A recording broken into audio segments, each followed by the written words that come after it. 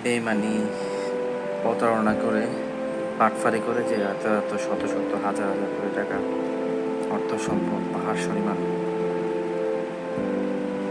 প্রতারণা করে, বাটপারি করে, অন্যের হক মেরে যে পাহাড় পরিমাণ সম্পদ করছে, সে সম্পদ একটা সময় গিয়ে আপনার পরিবারের বিভিন্ন রোগ,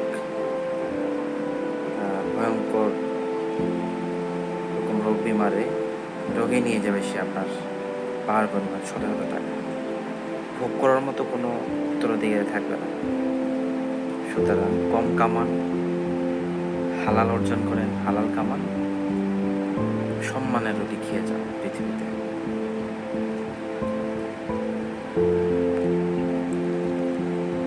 আমার আব্বুর বাবা, তার মানে হচ্ছে আমার দাদা, আমার দাদাদের আমরা এখন যেখানে আমাদের বাড়ি, আমার দাদার বাড়ি, আমার দাদার বাবার বাড়ি কিন্তু সেখানে ছিল না। আমাদের ইউনিয়ন থেকে একটু দূরে, অনেকটা দূরে ইউনিয়নে ছিল। আমরা এখন 6 নম্বর ইউনিয়ন পরিষদে। আমার দাদার বাবার বাড়ি ছিল হচ্ছে 4 নম্বর ধুম ইউনিয়নে। তো একটা সময় দাদার বাবার নদীতে বাড়িঘর সব ভেঙে চলে যায়। তো ওখান থেকে এসে বিভিন্ন দাদার অনেক ভাই ছিল, 4-5 জন ছিল, ওনারা এক এক জায়গায় গিয়ে অবস্থান করেছে, যে যেখানে পেরেছে সুবিধা মতো জায়গায় কিনে যেখানে অবস্থান করেছে। তো আমার দাদা ওই 4 নম্বর থেকে 6 নম্বর ইউনিয়ন পর্যন্ত চলে আসছে। এই ছোট ঘটনাটা বলার মূল উদ্দেশ্যটা হচ্ছে দাদার বাড়ি মনে রাখতেছি আমি। তো আমার পরবর্তী প্রজন্ম সেম আমার বাবার বাড়ি মনে রাখবে না, অথবা আমার ঘরে যে নাতি নাতনি হবে তারা আমার বাড়ি মনে রাখবে না। অবস্থার পরিবর্তন হবে, আমার অস্তিত্ব থাকবে না, আমাকে স্মরণ করবে না। আমার বাসায় গিয়ে বা আমার বাবার বা আমার দাদার কবরে গিয়ে, কবরের পাশে গিয়ে জিয়ারত করবে না।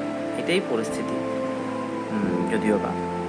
তো আসলে এটা দুঃখের বিষয় না। ব্যাপারটা হচ্ছে যে অবৈধভাবে, অন্যায়ভাবে অন্যের হক মেরে নিজে আরেকজনের পকেটের টাকা নিজে এনে বাড়ি গাড়ি, লাখ লাখ টাকা, বাড়ি গাড়ি করা, এটার কোনো সার্থকতা পৃথিবীতেও নেই, পরকালেও নেই।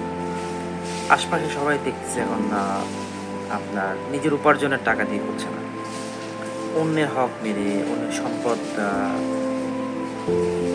চুরি করে, প্রতারণা করে, বাটপারি করে, বিশ্বাসটা নষ্ট করে কী করছে, বাড়ি গাড়ি করতেছে। ছেলেদেরকে আলিশান বাড়ি গাড়ি মোবাইল দিয়ে বিলাসবহুল জীবনযাপন করতেছে। বিশ্বাসটা যাদের উপরে, দেখা যাচ্ছে এই বিষয়গুলো আগে করতো না, তো এখন হচ্ছে শিক্ষক সমাজ, তারপরে হচ্ছে মাওলানা বা হুজুর যাদেরকে আমরা বলি, আল্লামা সমাজ, মাদ্রাসার শিক্ষকরা বেশি বেশি জড়িয়ে যাচ্ছে। তা একটা সময় ভাবি, চিন্তা করি না, হয়তো কিয়ামতের সময় চলে এসেছে। আগে ভাবতাম যে নেতা, রাজনীতি যারা করতেন বা গ্রামে যারা বিভিন্ন ইন্স্যুরেন্স কোম্পানিতে ছিল অথবা বিভিন্ন ছোটোখাটো ব্যবসার ভিতরে ছিল, তারা এই ধরনের ভণ্ডামি ব্যবসায়ী করতো, অন্যের হক মেরে দিত, অন্যের টাকা মেরে নিজে বাড়ি গাড়ি করতো, নিজের ছেলেদের ভালো ভালো জিনিস কিনে দিত, বাইক, মোবাইল, বাড়ি গাড়ি, ভালো একটা পজিশন আলিশানভাবে তাদেরকে চলার উৎসাহ বা জোগাতো। এখন দেখতে পাচ্ছি সেটা আসলে চলে আসছে সরকারি কর্মকর্তা, পুলিশ অফিসার, বিভিন্ন বড় বড় অফিসাররা, তারপর অফিসারের ড্রাইভাররা, সহকারীরা। শেষমেশ লাস্ট 5 বছর দেখতে পাচ্ছি যে মাদ্রাসার যে শিক্ষকরা আছে, আলেমরা আছে, স্কুলের টিচাররা আছে, ওরা এই ধরনের অন্যায়, অসাধু যে উপায়, সে উপায়ে চলে আসছে। তাদের নীতি নৈতিকতা সব বিক্রি হয়ে গেছে, যা দেখতে পাচ্ছি আর কি।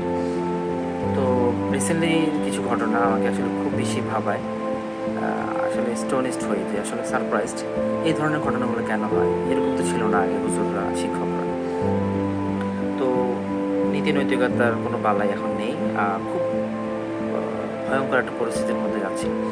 এমন এমন কিছু ঘটনা মাথায় আসে, কিছু বিচার মাথায় আমার কাছে আসে যে আলেম, একটা শিক্ষক, হুজুর, ওরা এই ধরনের অন্যায় অনিয়মগুলো করতেছে, অন্যের টাকা দিয়ে, সুদের উপর সুদ, চক্রবৃদ্ধি হারে সুদ নিয়ে, খুব অসহায় মানুষদের থেকে টাকা নিয়ে, অনেক স্বপ্ন দেখিয়ে তাদের থেকে টাকা হাতিয়ে নিয়ে গ্রামে নিজের বাড়ি করে, ছেলেদেরকে আলিশানভাবে চালায়, বিলাসিতাভাবে চালায়। তো এই বিষয়গুলো আসলে তাদের জন্য অভিশাপ। তারা বুঝতেছে না, হয়তো এর মধ্যে একটা সময় বুঝবে। তো এটাই বলবো যে অল্প কামান, হালাল কামান, সম্মান নিয়ে রুটি রোজগার খান। একবেলা না খেয়ে থাকলেও সমস্যা নেই।